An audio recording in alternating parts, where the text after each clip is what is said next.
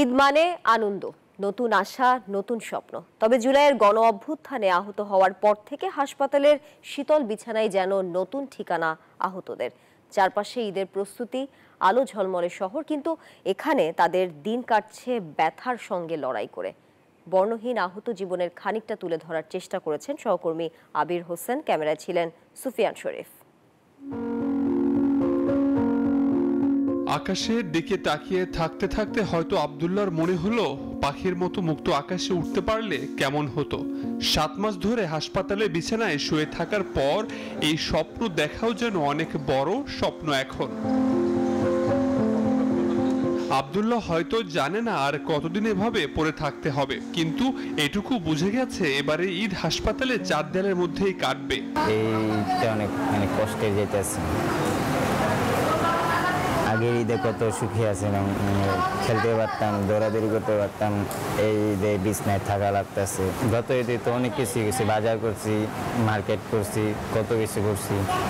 আর এই ঈদে বেডে বসে আছি, গাড়ি দিয়ে চলাফেরা করতে পারি না, যে হাঁটু বাস করতে পারি না, প্রচুর ব্যথা। স্বপ্ন ছিল ইঞ্জিনিয়ার হবে, বড় কিছু করবে, কিন্তু 5 আগস্টের বুলেট শুধু সাব্বিরের পা ছিন্ন ভিন্ন করেনি। বান্ডেল থাকলে প্রতি সেনমানিতে টাকা বাঁচবে। বিকাশ সেনমানি বান্ডেল কিনে জিতুন প্রতি লেনদেনে। নিয়েছে স্বাভাবিক জীবনের স্বপ্নটাও। সাব্বিরের পাশে চুপচাপ বসে আছে মা। কয়েকদিন পর তার এসএসসি পরীক্ষা, অথচ 7 মাস ধরে বই খোলাই হয়নি। ঈদ তার জন্য এখন শুধু এক হতাশা, কষ্ট আর নিঃসঙ্গতার নাম। আগে সুন্দরভাবে হাঁটাচলা করে পারতাম, দৌড়াদৌড়ি করতে পারতাম, বন্ধুদের সাথে আড্ডা দিতে পারতাম। এবার তো কিছুই পারি না, কারণ এটাতে মনে করেন প্রচুর ব্যথা, তার জন্য আমি পড়তে পারি নাই।